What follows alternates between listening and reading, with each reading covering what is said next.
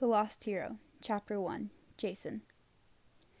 Even before he got electrocuted, Jason was having a rotten day.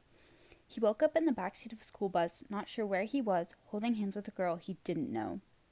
That wasn't necessarily the rotten part. The girl was cute, but he couldn't figure out who she was or what he was doing there. He sat up and rubbed his eyes, trying to think. A few dozen kids sprawled in the seats in front of him, listening to iPods, talking, or sleeping. They all looked around his age. 15? 16? Okay, that was scary. He didn't know his own age. The bus rumbled along a bumpy road. Out the windows, desert rolled by under a bright blue sky. Jason was pretty sure he didn't live in the desert. He tried to think back, the last thing he remembered. The girl squeezed his hand. Jason, you okay? She wore faded jeans, hiking boots, and a fleece snowboarding jacket. Her chocolate brown hair was cut choppy and uneven, with thin strands braided down the sides. She wore no makeup, like she was trying not to draw attention to herself, but it didn't work. She was seriously pretty. Her eyes seemed to change color like a kaleidoscope. Brown, blue, and green. Jason let go of her hand. I don't... In front of the bus, a teacher shouted, "All right, Cupcakes, listen up." The guy was obviously a coach. His baseball cap was pulled low over his hair, so you could just see his beady eyes. He had a wispy goatee and a sour face, like he'd just eaten something moldy. His buff arms and chest pushed against a bright orange polo shirt. His nylon workout pants and Nikes were spotless white. A whistle hung from his neck, and a megaphone was clipped to his belt. He would have looked pretty scary if he hadn't been 5'0". When he stood up in the aisle, one of the students called, "Stand up, Coach Hedge." "I heard that." The coach scanned the bus for the offender. Then his eyes fixed on Jason, and his scowl deepened. A jolt went down Jason's spine. He was sure the coach knew he didn't belong there. He was going to call Jason out, demand to know what he was doing on the bus, and Jason wouldn't have a clue what to say. But Coach Hedge looked away and cleared his throat. "Well, arrive in 5 minutes. Stay with your partner. Don't lose your worksheet, and if any of you precious little cupcakes causes any trouble on this trip, I will personally send you back to campus. The hard way." He picked up a baseball bat and made like he was hitting a homer. Jason looked at the girl next to him. "Can you talk to us like that?" She shrugged. "Always does. This is the wilderness school, where kids are the animals." She said it like it was a joke they'd shared before. "This is some kind of mistake," Jason said. "I'm not supposed to be here." The boy in front of him turned and laughed. "Yeah, right, Jason. We've all been framed. I didn't run away 6 times. Piper didn't steal a BMW. The girl blushed. "I didn't steal that car, Leo." "Oh, I forgot, Piper. What was your story? You talked the dealer into lending it to you?" He raised his eyebrows at Jason like, "Can you believe her?"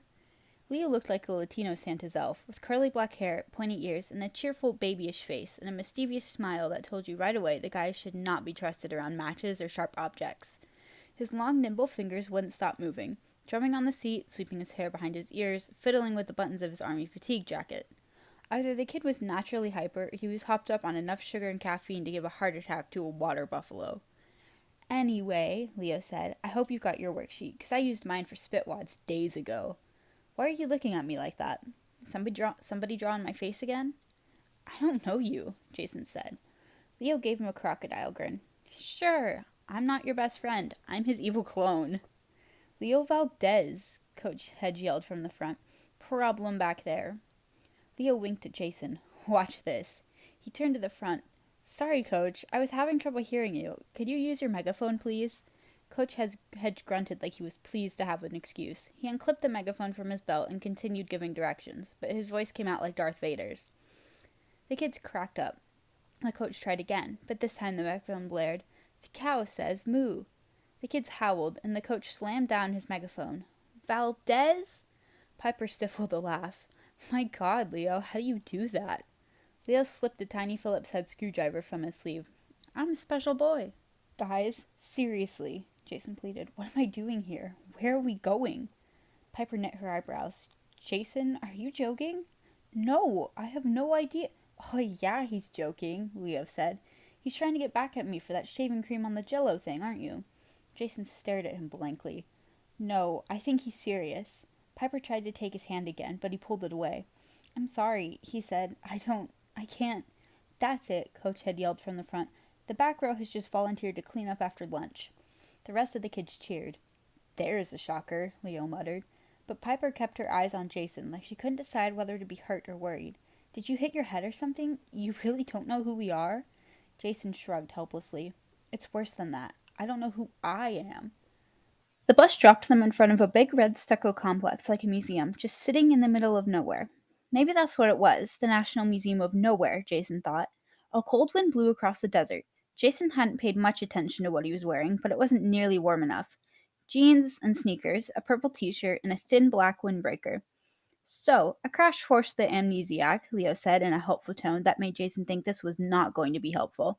We go to the wilderness school, Leo made air quotes with his fingers, which means we're bad kids. Your family or the court or whoever decided you were too much trouble, so they shipped you off to this lovely boarding school in Armpit, Nevada, where we learn valuable nature skills like running 10 miles a day through the cacti and weaving daisies into hats. And for a special treat, we go on educational field trips with Coach Hedge, who keeps order with a baseball bat. Is it all coming back to you now? No. Jason glanced apprehensively at the other kids. Maybe 20 guys, half that many girls. None of them looked like hardened criminals, but he wondered what they'd all done to get sentenced to this school for delinquents, and he wondered why he belonged with them. Leo rolled his eyes. You're really going to play this out, huh?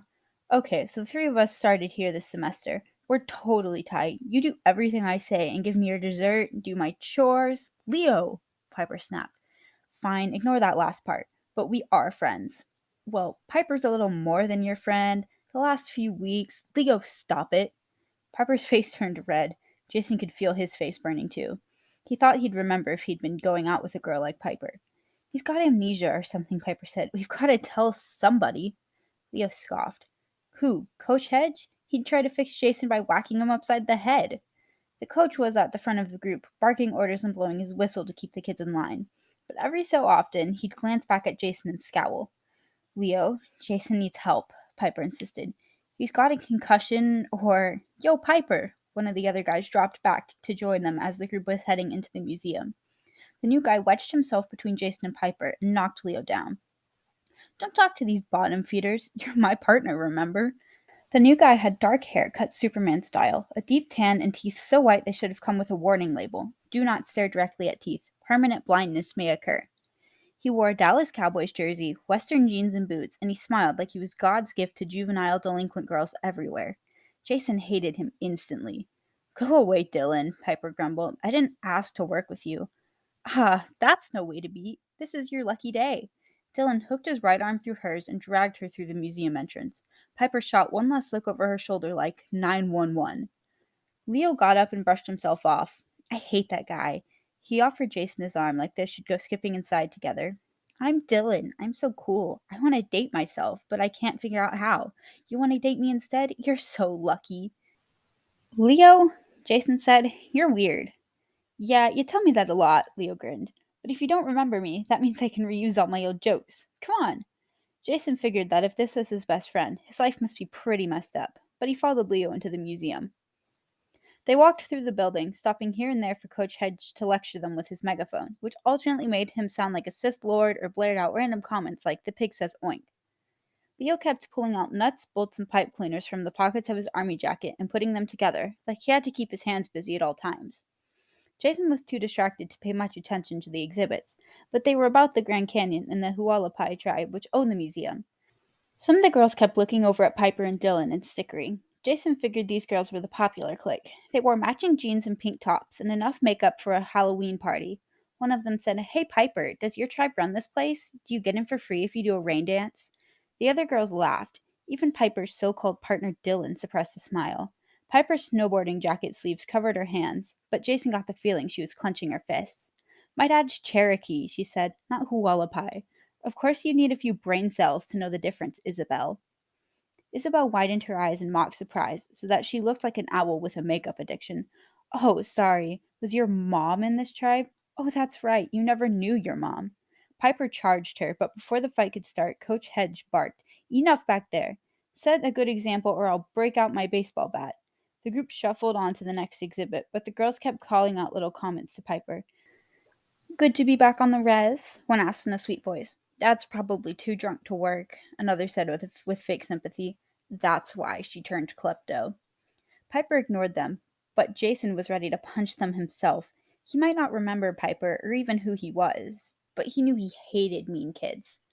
Leo caught his arm. Be cool. Piper doesn't like us fighting her battles. Besides, if those girls found out the truth about her dad, they'd all be bowing down to her and screaming, "We're not worthy." Why? What about her dad? Leo laughed in disbelief. You're not kidding. You really don't remember your girlfriend's dad? Look, I wish I did, but I don't even remember her, much less her dad. Leo whistled. Whatever. We have to talk when we get back to the dorm. They reached the far end of the exhibit hall where some big glass doors led out to a terrace. All right, Cupcakes, Coach Hedge announced. You're about to see the Grand Canyon. Try not to break it. The skywalk can hold the weight of 70 jumbo jets, so you featherweights should be safe out there. If possible, try avoid pushing each other over the edge, as that would cause me extra paperwork. The coach opened the doors and they all stepped outside. The Grand Canyon spread before them, live and in person. Extending over the edge was a horseshoe shaped walkway made of glass, so you could see right through it. Man, Leo said, that's pretty wicked. Jason had to agree. Despite his amnesia and his feeling that he didn't belong there, he couldn't help being impressed. The canyon was larger and wider than you could appreciate from a picture. They were up so high that birds circled below their feet. 500 feet down, a river snaked along the canyon floor. Banks of storm clouds had moved overhead while they'd been inside, casting shadows like angry faces across the cliffs. As far as Jason could see in any direction, red and gray ravines cut through the desert like some crazy god had taken a knife to it.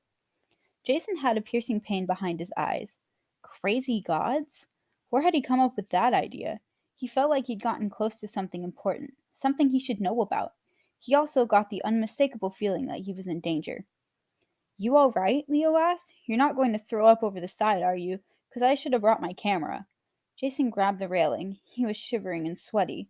But it had nothing to do with the heights. He blinked, and the pain behind his eyes subsided.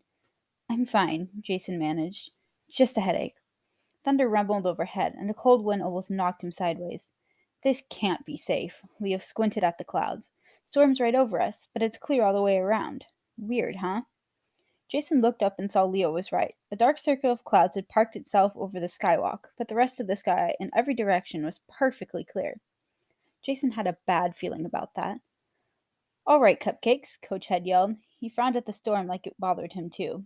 We may have to cut this short, so get to work. Remember, complete sentences. The storm rumbled, and Jason's head began to hurt again. Not knowing why he did it, he reached into his jeans pocket and brought out a coin.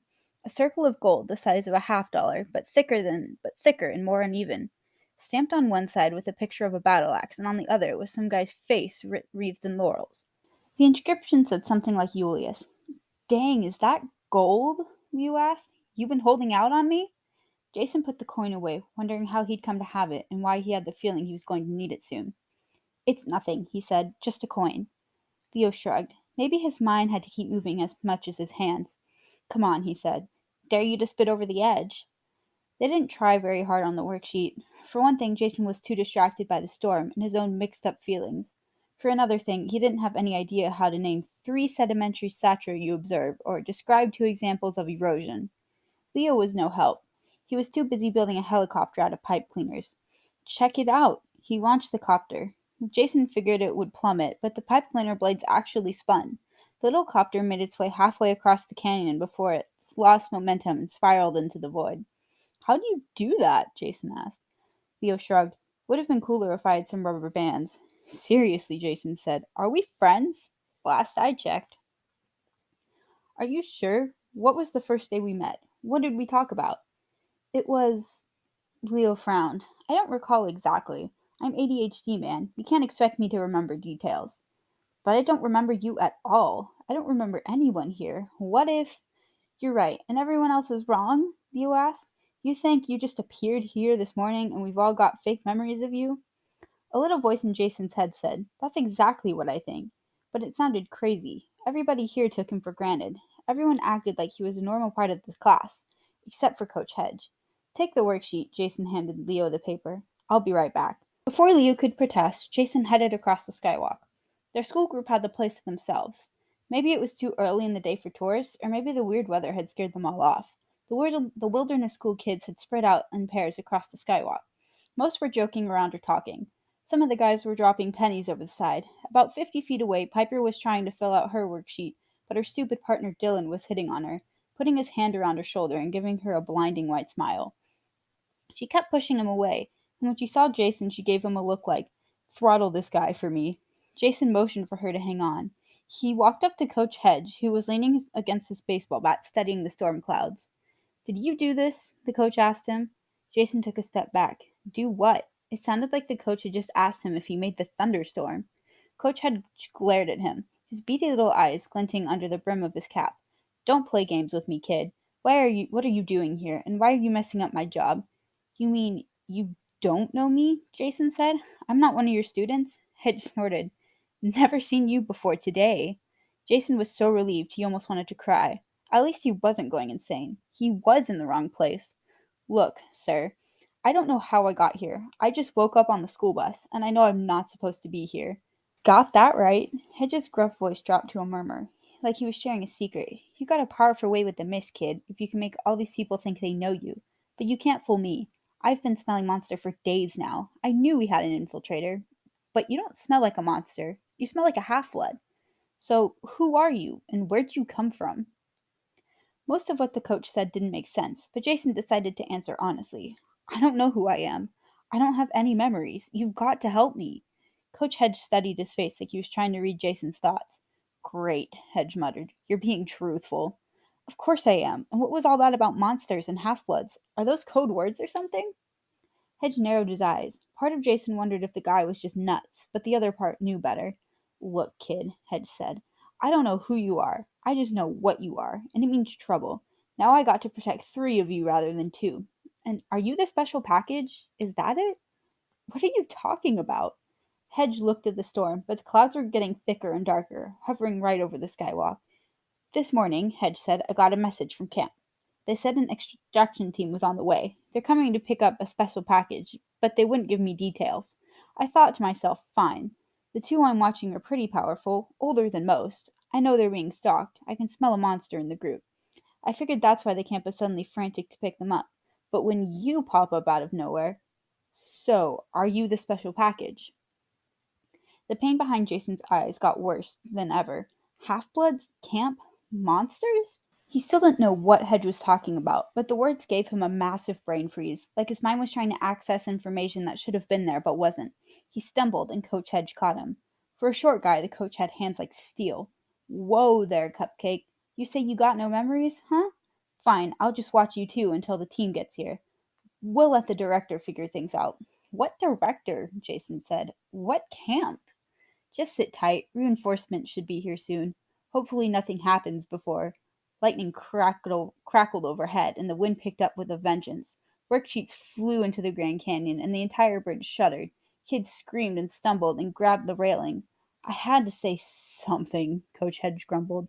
He bellowed into his megaphone. "Everyone inside! The cow says moo! Off the skywalk!" "I thought you said this whole thing was stable," Jason shouted over the wind. "Under normal circumstances," Hedge agreed, "which these aren't. Come on."